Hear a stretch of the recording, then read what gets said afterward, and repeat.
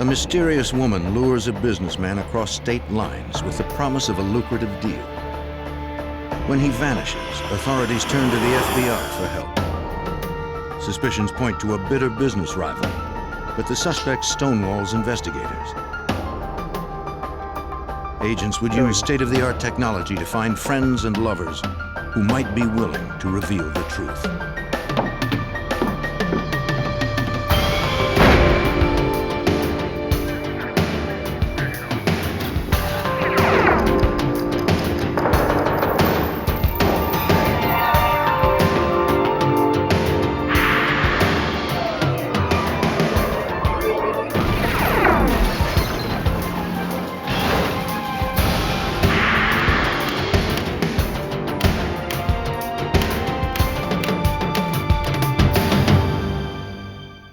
A wealthy businessman went to Florida to make one last deal before he retired, but he never returned home to his millions. Authorities examined who was closest to the victim and who stood to gain from his disappearance. But this time, conventional rules did not apply. I'm Jim Kallstrom, former head of the FBI's New York office. In a case that spanned the entire East Coast, agents would have to untangle a web of sex, money, and vengeance that led to murder.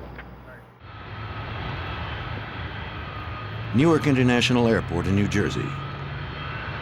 On Saturday, February 24th, 1996, Kiwi Airlines Flight 45 took off for West Palm Beach, Florida. 58-year-old Frank Black was on board. Black owned and operated a successful school bus and transportation company in Andover, New Jersey. Thank you. He had made millions and was on his way to Florida to meet a new industry contact.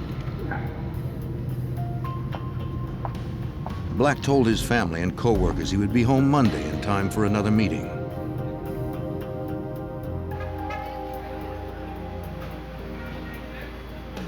He also told them that his contact in Florida, a woman named Mia Giordano, was to pick him up at the airport. She would take him to meet others involved in the lucrative business deal. Privately, Black hoped to retire after closing the deal.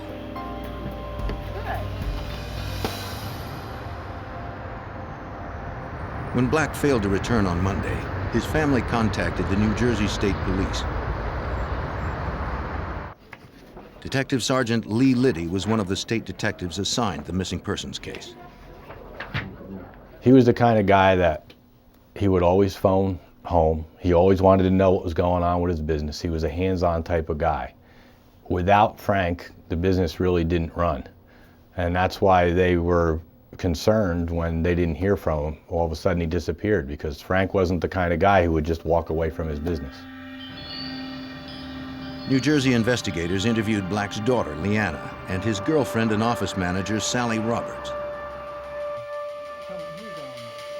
Leanna said her father had missed an important meeting with her to discuss the sale of his business. He also had not answered calls to his cell phone. Sally Roberts recalled that the woman from Florida, Mia Giordano, had phoned the office many times recently but never left her number. The Florida woman claimed to represent a company named Valdez Exporting. Giordano provided a description of herself so Black could recognize her at the airport. She said she was 5'1" and blonde.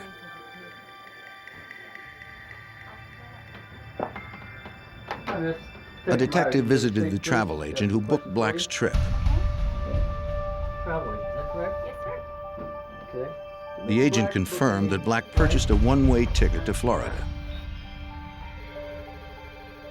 He didn't bother to rent a car since his contact had arranged to pick him up. Airline records corroborated that Black had boarded the flight. But he had not registered at any hotels upon his arrival in West Palm Beach.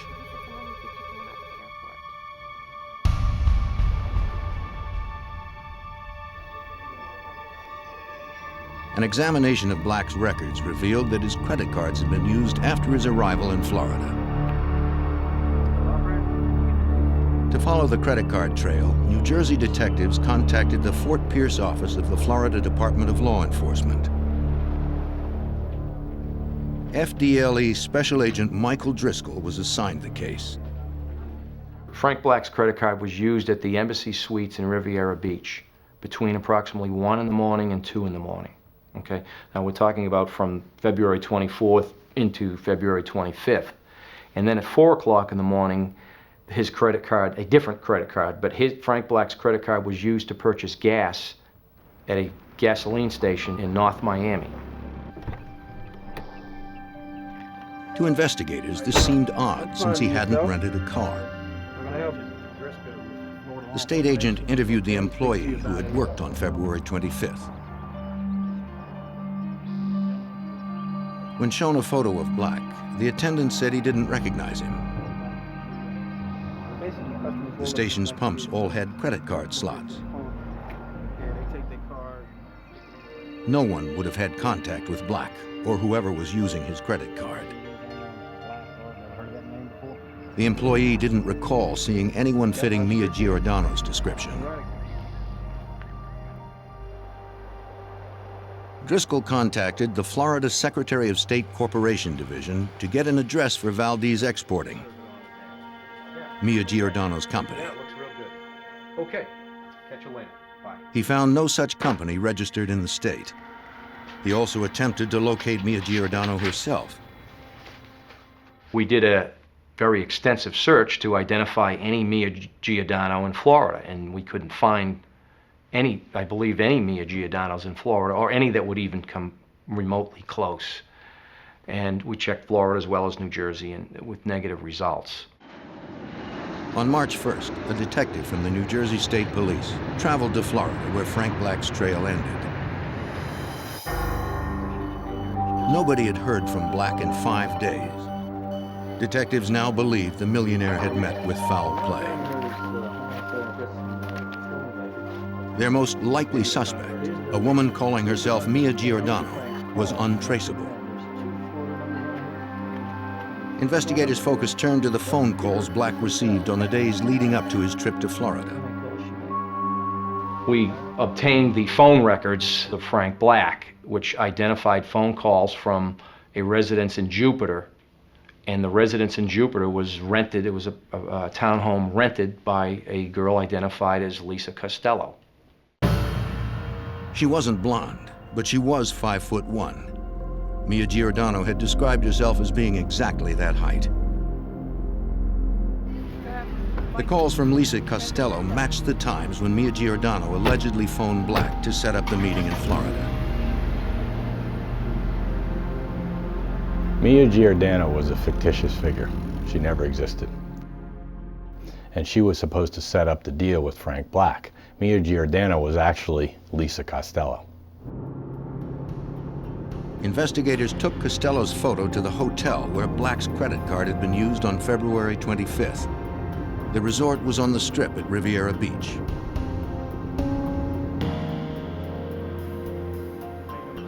The state agent asked to speak to the clerk who had been on duty the morning in question. While he waited, he checked the phone that had been used with Black's credit card. Like the gas pump, the phone required no signature from a customer, just a credit card. Anyone could have made the calls. Karen Voorhees had worked the front desk on the morning in question. But she did not recognize a photo of Frank Black. She did recall waiting on another customer that morning.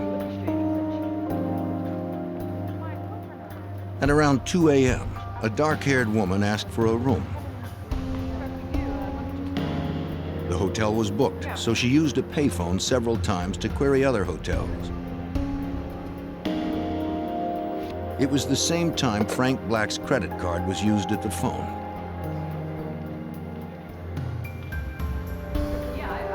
Voorhees described the woman as being in her 30s with brown hair and standing a little over 5 feet tall. Driscoll showed Voorhees a photographic lineup of 6 women. Without hesitation, the clerk picked out Lisa Costello. Lisa Costello was now really the primary suspect. I mean, we did have some evidence on her that then we checked the car rental agencies by the West Palm Beach airport and found out that Lisa Costello rented a car just shortly before the time that Frank Black's flight arrived. Investigators found the car at the airport rental lot. A subpoena allowed them to impound it for an evidence search by the Florida Department of Law Enforcement.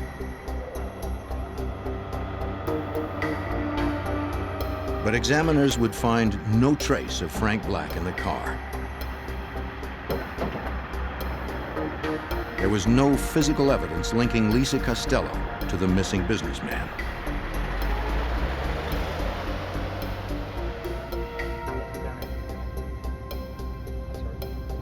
Florida investigators began covert surveillance on Lisa Costello.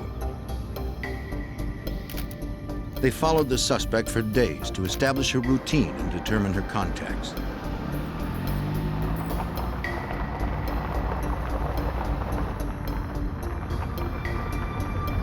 They soon learned that Costello was dating a man named Alan Mackerly.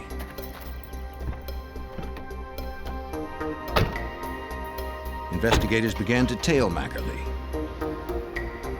Like Frank Black, he also owned a bus company in New Jersey, but was now living in Florida.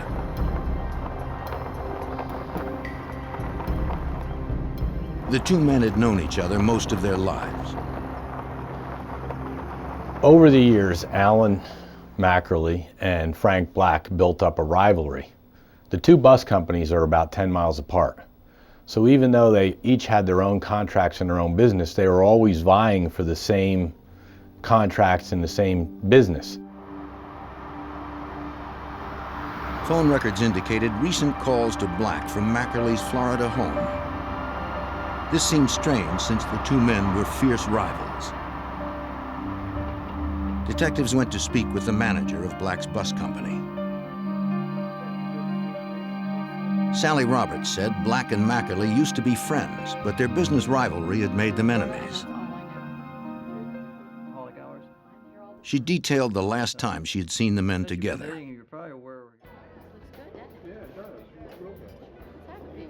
It was at an industry banquet in January of 1996. She and Frank were talking with friends when she saw Mackerly approaching.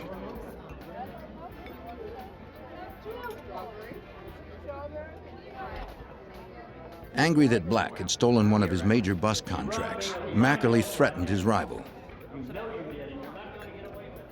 He said he was going to get him and put him under.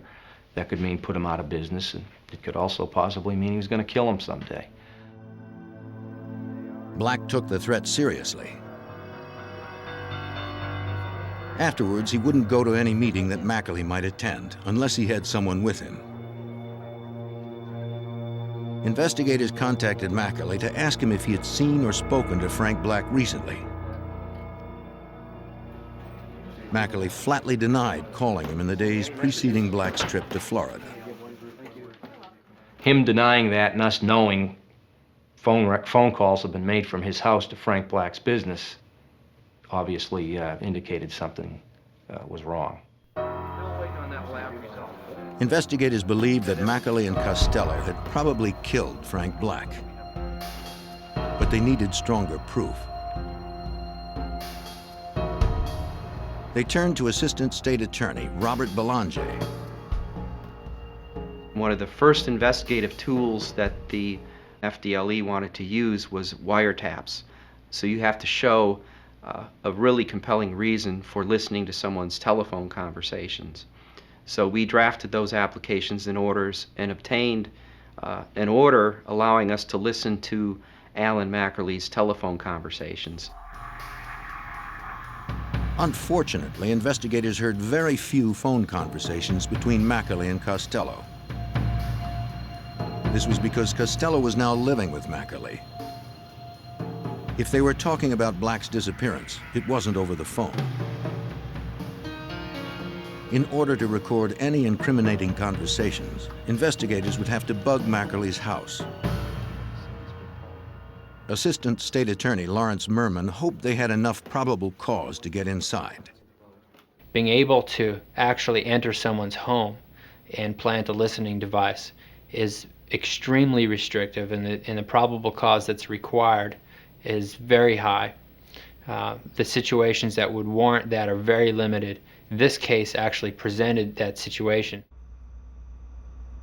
A judge signed the warrant, and investigators planted listening devices in Mackerly's home. They set up outside, watching and listening. Got it. Hopefully, the couple would discuss what happened to Frank Black. Alan Mackerly and Lisa Costello were extremely cautious. Investigators believe the couple knew they were listening. And every time that we would hear them starting to talk, they would turn the radio up in the kitchen loud. So we probably have several hundred hours of tapes with nothing but music on it. Once again, investigators came up empty-handed. Our Chief Assistant State Attorney, Dave Morgan, had even commented to me after we failed to get anything on the wiretaps, it looks like Alan Mackerly's gotten away with murder. Alan, what are you doing? With Black's body still missing, Mackerly and Costello could elude authorities as long as they maintained their silence.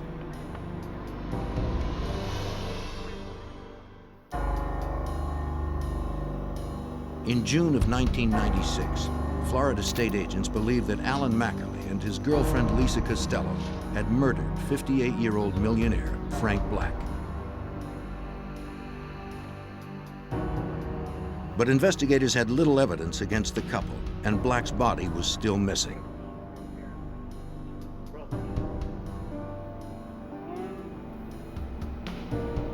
They checked morgues in Palm Beach, Broward, and Dade counties where Black was last known to have traveled.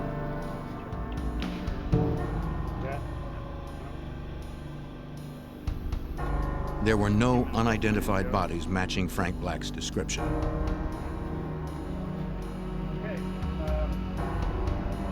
If Mackerly and Costello had killed Black, they had covered their tracks well.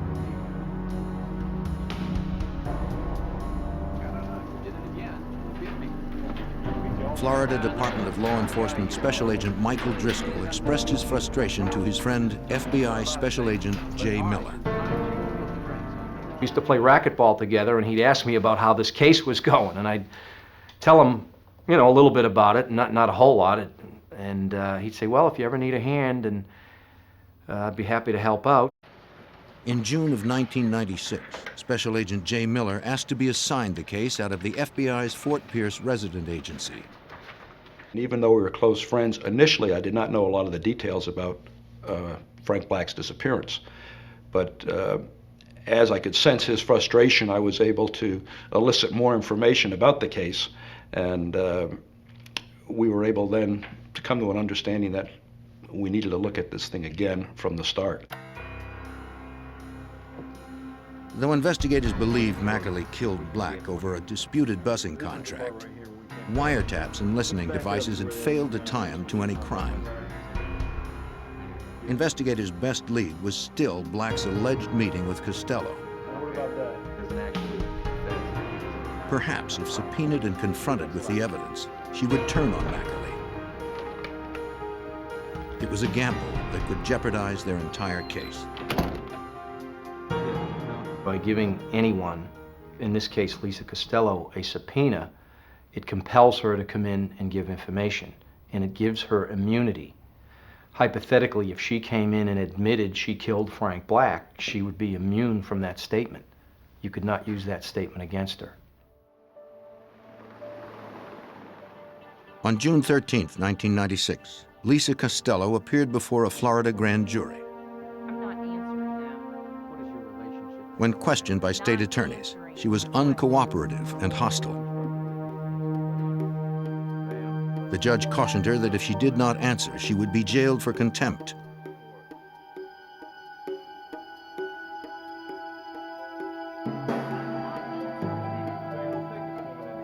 Costello ignored his warnings.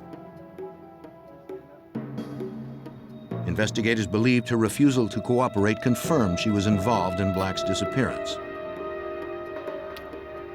But it would take more than a hunch to solve the case.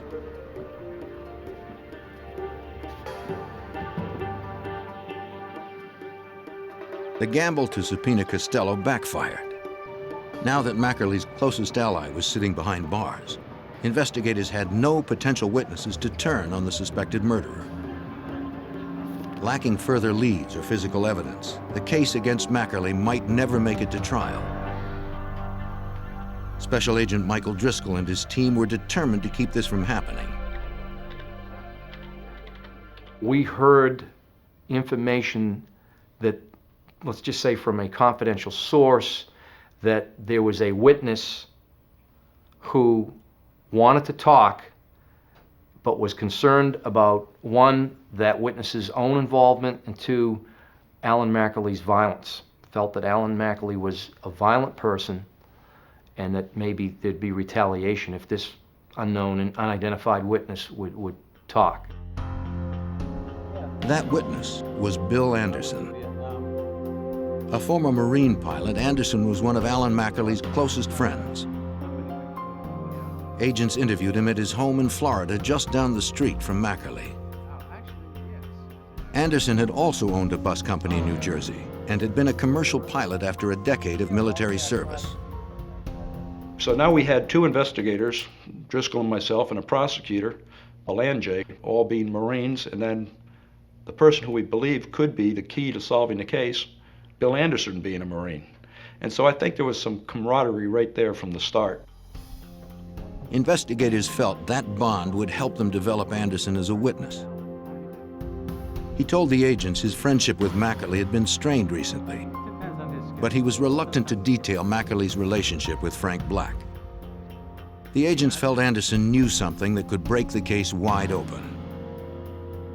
There was a little hesitancy on his part. We took it easy on him and gave him a little space, gave him the opportunity to do whatever he needed to do, to confer with counsel or whatever. In our minds, we knew that we were talking to the man that had the answers, and he wasn't telling us. The agents met with Anderson on many occasions and slowly won his confidence. They knew he was loyal to his friend Alan Mackerly, but they felt his sense of honor would eventually cause him to turn. Despite Anderson's lingering doubts, agents believed he was ready to talk by early August. They suspected a subpoena would help him justify turning against his friend. In my experience, good, honest, hard-working people that flew fighter jets in the Marine Corps would have a difficult time going under oath before the whole world and God and lying about it. Investigators had to take the chance.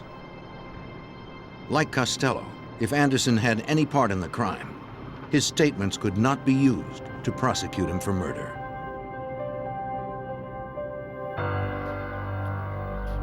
Five months after the disappearance of millionaire Frank Black, investigators had little evidence to support their theory that Black was murdered by his business rival, Alan Mackerly.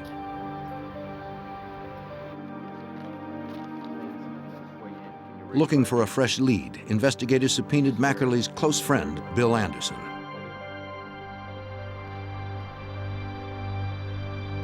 Anderson had been reluctant to talk, but after a month, the former Marine's sense of honor prevailed.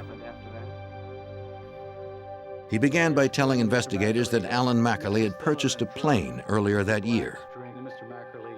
Mackerly asked Anderson to become his private pilot, since Anderson had experience flying fighter jets and commercial airliners. In exchange, Anderson could use Mackerly's plane as he wished. In March of 1996, while staying at a hotel in Leesburg, Florida, to supervise repairs on the plane, Anderson was contacted by Mackerly. His friend said he needed him to take the plane out over the ocean. Anderson explained that the aircraft would be grounded for several more days. He suggested they rent another plane. Mackerly insisted on using his own plane. He didn't want anybody else to know about the flight. Anderson asked why. Mackerly told Bill that he had shot Frank Black and that they had wrapped his body up in plastic, that they had taken the body out in the ocean and thrown it out in the ocean, and that the bag did not sink. And he went on to tell Bill that it didn't sink, so he took a knife and stuck some holes in it, and the body did sink. Mackerly told Anderson he was worried that the body had surfaced. He wanted to fly over the area to make sure it hadn't. Anderson refused. Anderson was shocked. I mean, I think he was truly shocked. Anderson, again, was in the bus business, as was Mackerly and Black. And Anderson and Black were not friends. Anderson did not like Black in the least either. But still, over a business rivalry, you don't kill somebody. According to Anderson, Mackerly murdered Black in the foyer of his house. The former Marine pilot confirmed what investigators had suspected all along. It was the big break in the case. I mean, this was the moment we were all waiting for. And I remember explaining to him right away that, Bill, we're going to have to do a covert recording of you rehashing this conversation with Alan Mackerly. Without a body or murder weapon, they would need Mackerly's confession on tape. Anderson's testimony was good, but in court it would be his word against Mackerly's. Anderson told prosecutor Robert Belanger that he was reluctant to wear a wire. He was afraid of Mackerly because he admitted that he had just killed someone, and Mackerly had also told him about an acquaintance up in New Jersey that got convicted of a crime because someone wore a wire, and he told Bill Anderson, if anyone ever wore a wire on me, I'd kill them. The investigators promised Anderson police protection. He agreed to wear the wire. The plan was to lure Mackerly to Anderson's house.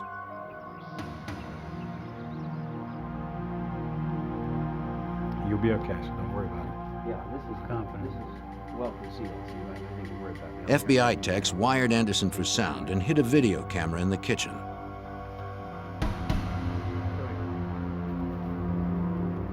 When the equipment was in place, Anderson called Mackerly. I'll be here. He told him he'd been served a subpoena and wanted to talk about what he should do. Mackerly said he would be right over. In case something went wrong, Agent Driscoll would remain hidden in the house to protect Anderson.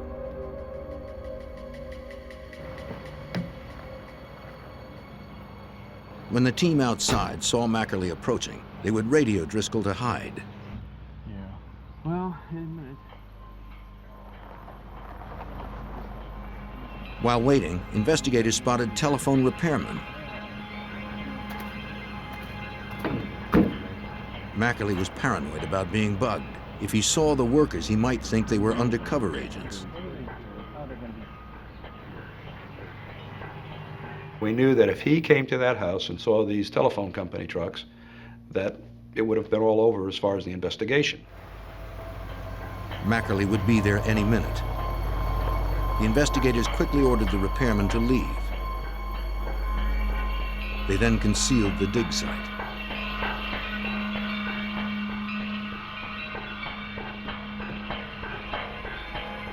The investigators made it back to the car just before Mackerly pulled up.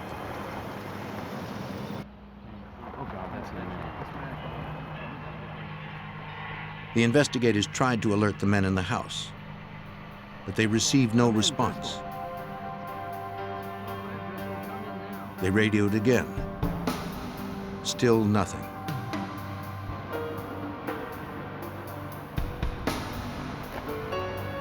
They had no way to know if Driscoll had received their call.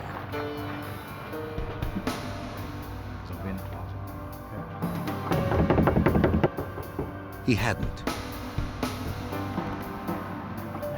The agent had seconds to hide.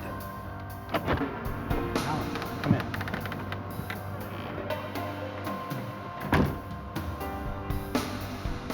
Anderson led Mackerly to the kitchen and sat down at the table as planned. He showed Mackerly the subpoena. Mackerly was hesitant to talk. I mean, he wouldn't talk loudly. He was pointing to the walls and saying, no, whispering like this, no, nobody knows. Whispering so that he couldn't be heard in Anderson's house. Not that he suspected Bill Anderson, but because he expected that the police were everywhere. They were. Detective Liddy and the others listened to Mackerly and Anderson from the car.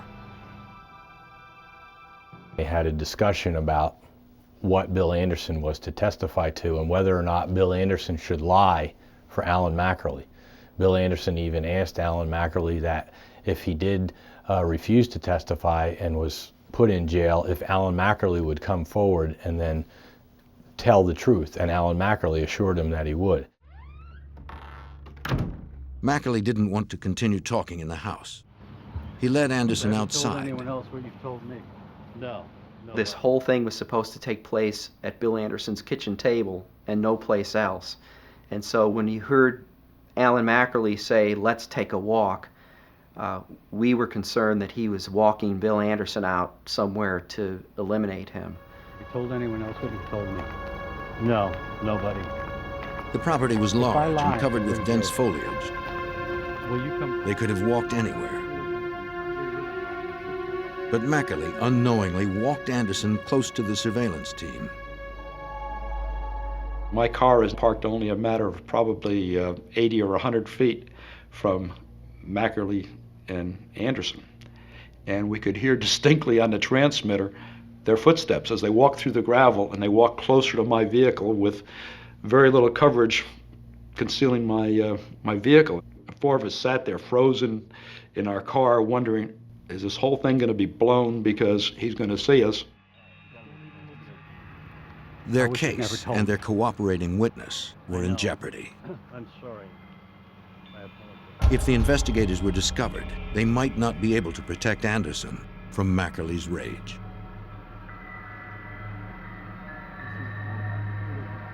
Investigators in Florida watched as cooperating witness Bill Anderson met with murder suspect Alan Mackerly.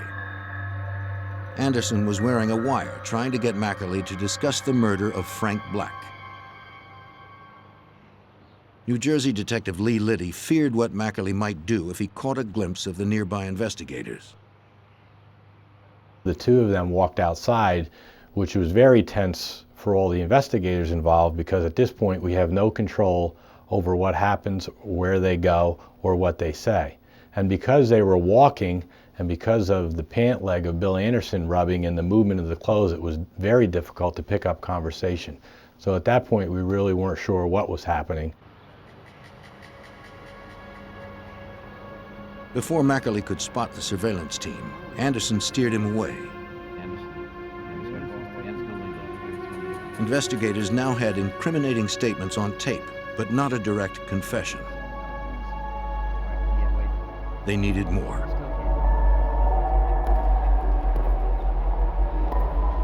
Mackerly's alleged accomplice, Lisa Costello, remained in jail. She had been charged with contempt of court 3 months earlier for refusing to honor her subpoena. Agents would seek information from her friends to increase the pressure on the hostile witness.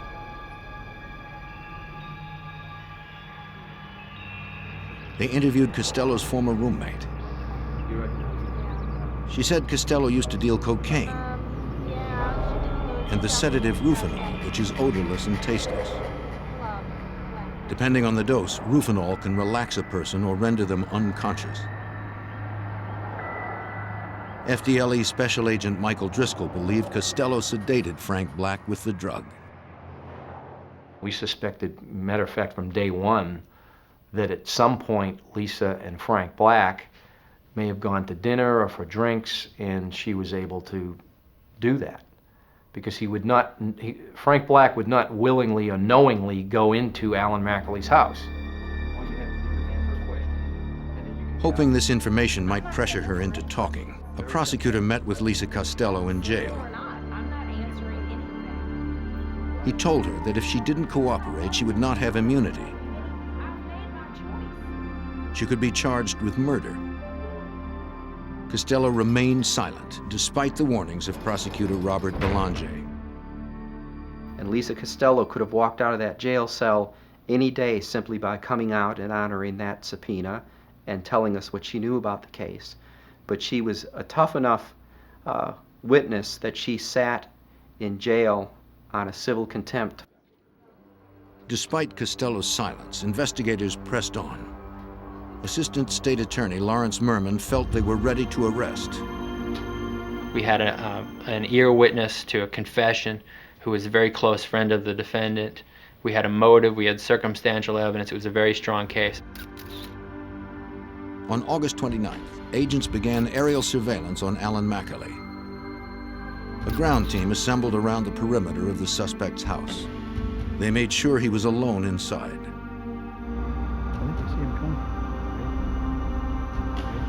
That evening, the arrest team positioned themselves by his door. They would wait until he emerged to take him down in the open. Hold him right there! Hold him right there! When he stepped out with his dog, the team struck.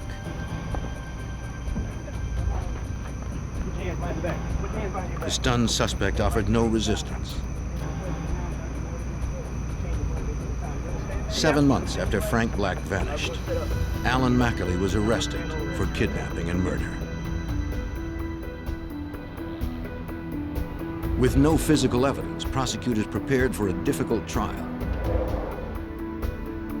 When McAlee's arrest hit the news, they received a call from a man with information on the case. The man agreed to give a statement. Robert Sanadazian was Alan McAlee's son-in-law. He said that he'd received a call from McAlee on February 25th, the day after Black arrived in Florida. McAlee asked him to come over to help him clean his house.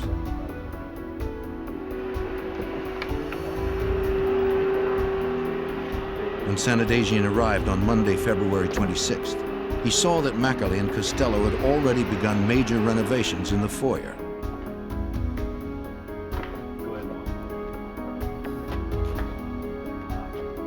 The carpet had been ripped up, and parts of the wall had been removed. Okay, I guess the next thing to do is we need to take this mat. Sanadazian told prosecutor Robert Belanger that McAlee explained why. Alan McAlee told Rob Sanadazian, Frank Black was at my home last Saturday. And even Sanadazian knew the relationship between Alan McAlee and Frank Black and expressed some surprise. Why would Frank Black be at your home? And Alan clearly didn't want to talk about it. He just said, given the O.J. Simpson trial, DNA evidence, we got to make sure there's not even a hair of Frank Black's found in this home. Sanadazian swore that he never saw any blood. Special Agent Miller asked if Sanadazian had questioned McAlee about what had happened. His response was something to the effect that he didn't have to ask his father-in-law, that he knew something really bad had occurred there in the house, and that they were in fact cleaning up a mess. They used an industrial vacuum cleaner to clean the entire area. Then McAlee asked Sanadazian to help him haul the debris to the local dump.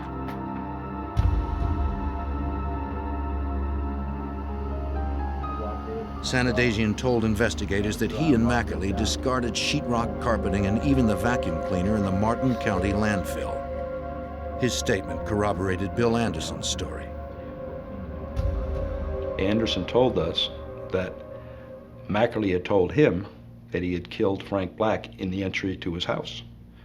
And now we had Sanadazian telling us that immediately after Frank Black's disappearance, he was summoned to that house to do a remodeling job or a makeover of the foyer area right where Anderson states Mackerly said he shot Frank Black. In the middle of August, an evidence recovery team arrived at the landfill. Based on records, investigators were able to determine where the items were likely dumped 6 months earlier on February 26th. The recovery team searched for anything that could be traced back to Mackerly's home. For 3 hot days, investigators scoured a specific area of the landfill. The landfill management was able to determine by the date exactly where it was. And it was in a spot that was actually feasible and possible that we'd find it. So we did that. We got the equipment with the sheriff's office, crime scene, and so forth, and we dug it up, and we found carpeting that we believed was from Mackerly's residence. Investigators found portions of sheetrock and a vacuum cleaner that matched the description Sanadagian had given. They brought the items to the Florida Department of Law Enforcement Forensics Laboratory for analysis. Despite their strong suspicions, lab analysts were unable to conclusively match any of the items to Mackerly's house. Technicians also processed Mackerly's foyer and retrieved traces of what appeared to be blood.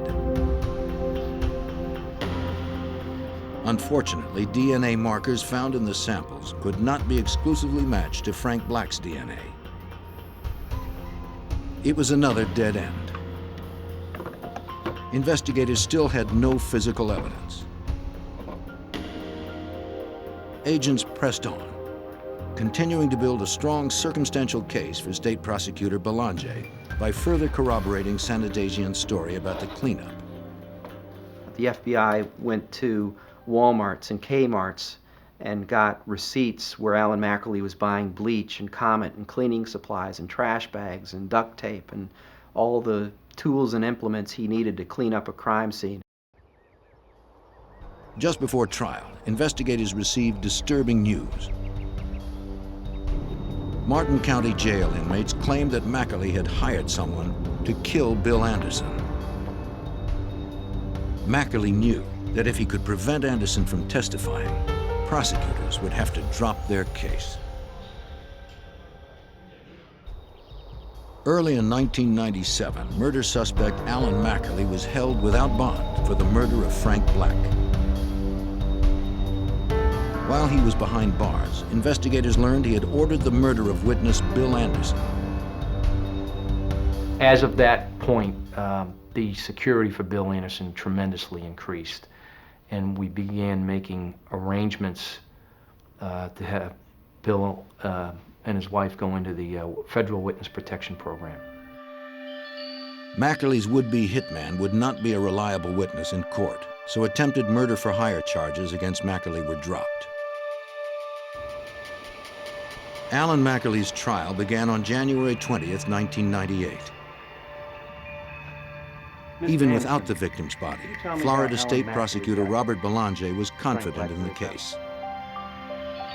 There's case law going back to Old England where murderers have been prosecuted without a body successfully, and the courts have said that we don't reward people because they successfully disposed of the body. You can still prove death through circumstantial evidence like any other fact in a case, by a person's habits and routines, by the fact that they didn't pack for a long trip, by declarations of intent, I'm going to go to Florida. All these things combined demonstrated pretty conclusively that Frank Black was dead. Nevertheless, that is a source of frustration. Mr. Mackerly told me the prosecution's main witness, Bill Anderson, recalled what he knew about Frank Black's murder. Prosecutors filled in the gaps and detailed the events of February 24th, 1996, the last day Black was seen alive. Mackerly's lover, Lisa Costello, picked up Frank Black at the West Palm Beach airport that evening.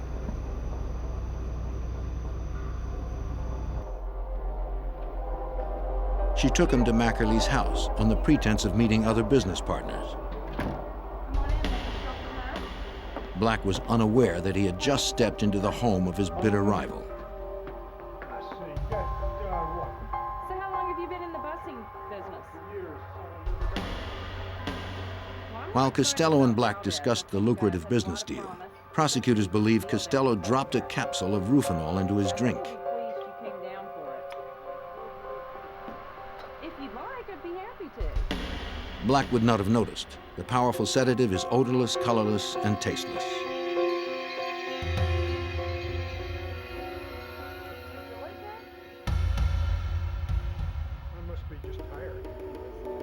The two talked while Costello waited for the drug to take effect.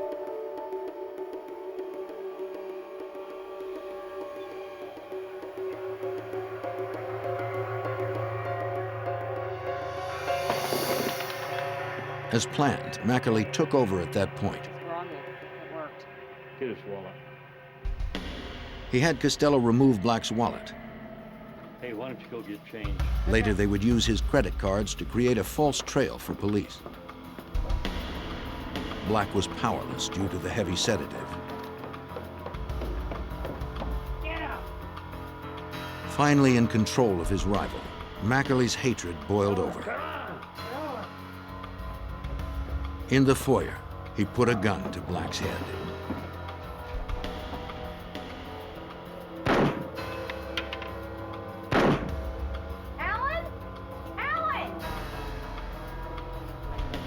Mackerly had to get rid of the evidence. He wrapped the body and murder weapon in plastic. Using one of his powerboats, he would later dump the body about 16 miles offshore.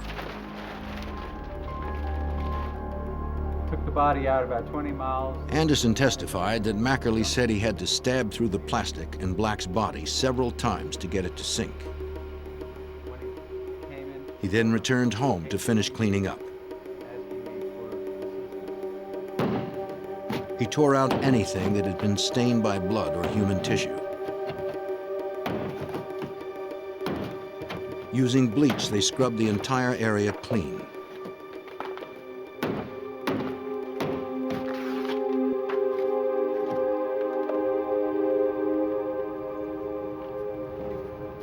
Anderson's testimony was bolstered by powerful circumstantial evidence. Phone calls linking Mackerly and Black, Robert Sanadagian's story of the cleanup, and covert recordings from Anderson's house. Thunder will rise. How do you find the defendant? It was enough to convince the jury. Guilty as charged. On February 4th, 1998, they found Alan Mackerly guilty of kidnapping and murder.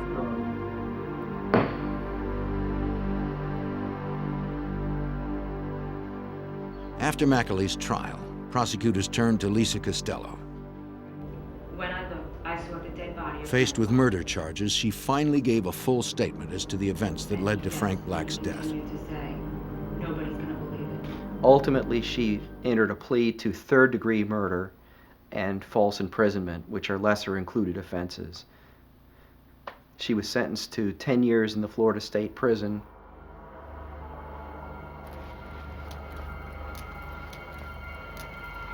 An appeals court overturned Mackerly's kidnapping conviction, finding that Frank Black traveled to Florida on his own volition. But the murder conviction stood. Alan Mackerly was sentenced to life without the possibility of parole. Although Frank Black's body has not yet been recovered, his killer, Alan Mackerly, will never go free.